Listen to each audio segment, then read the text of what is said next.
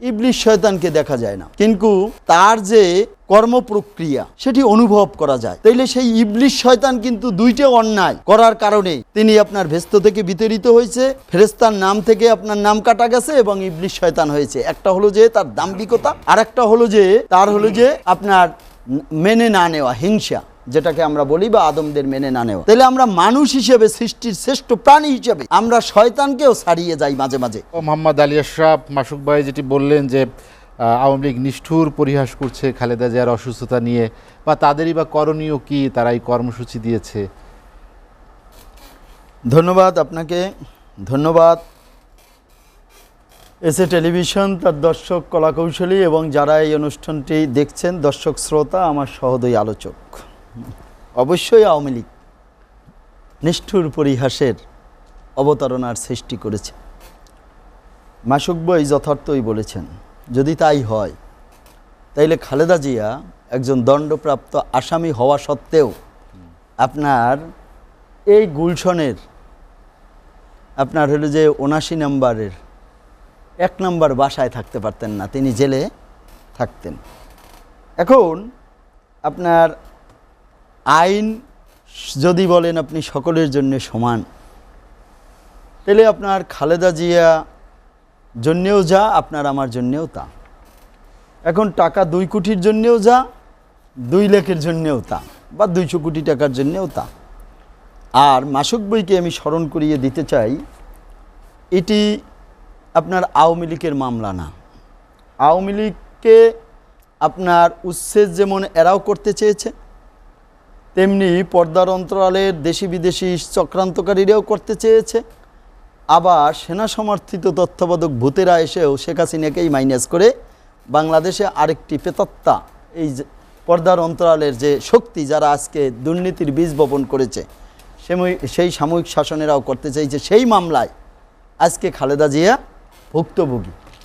দেশরত্ন শেখ হাসিনা মানবিক বিদেই তাকে রাষ্ট্রযন্ত্রকে ব্যবহার করে যখন হত্যা করতে চেয়েছে, জজ মেয়া নাটক ঘটিয়েছে, বিরোধী দলকে নিচ্ছিন্ন করতে যে বিদেশ থেকে গ্রেনেড বোমা এনে পল্টনে আওয়ামী লীগের জনসভায় গুলি বোমা মেরে ২৪টি তাজা প্রাণকে আপনার যে হত্যা করেছে, এবং ভাগ্যকের মেয়ে দেশরত্ন শেখ হাসিনা বেঁচে গেছেন এবং এখনও তিনি তার কানের এই কারণে কম শোনেন।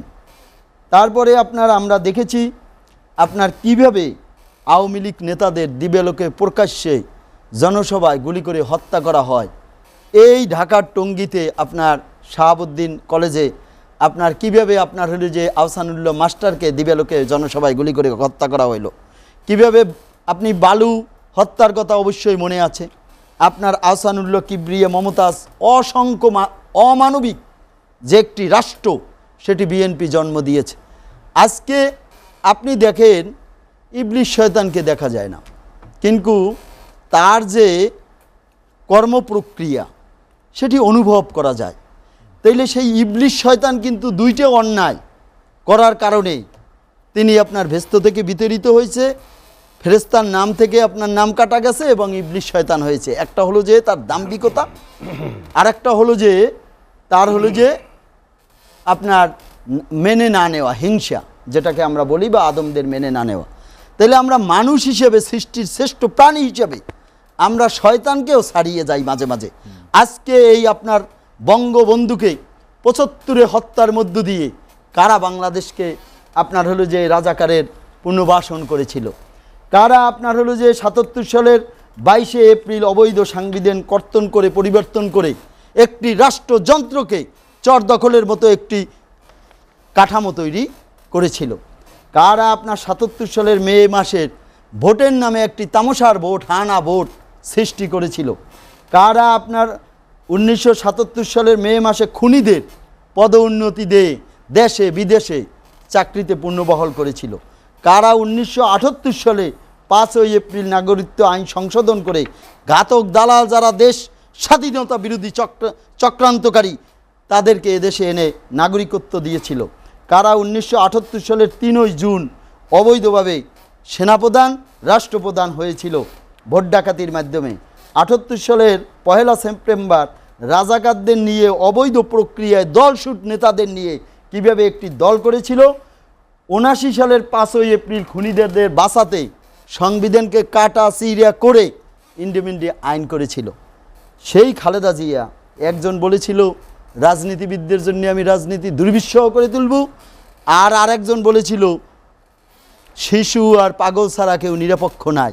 আর তার মন্ত্রী পরিষদের একজন স্বরাষ্ট্রমন্ত্রী বলেছিল আপনার যখন সন্ত্রাসীকে, আপনার রাষ্ট্রযন্ত্রকে আপনার কন্ট্রোল করতে পারে না, সন্ত্রাস এমনভাবে দুর্নীতি ছেয়ে গেছিল, তখন বলেছিল কি লুকিং ফর শত্রুস। এখন তিনি জেলে।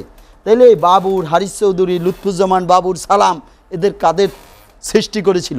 আওয়ামী লীগ সেই কাজটি করে যারা স্বাধীনতা সার্বভৌমত্বের সাথে জড়িত, যারা দেশের স্বাধীনতা এনেছে। এখন আপনি তারা একদিকে মানবতার জয়গান গায়,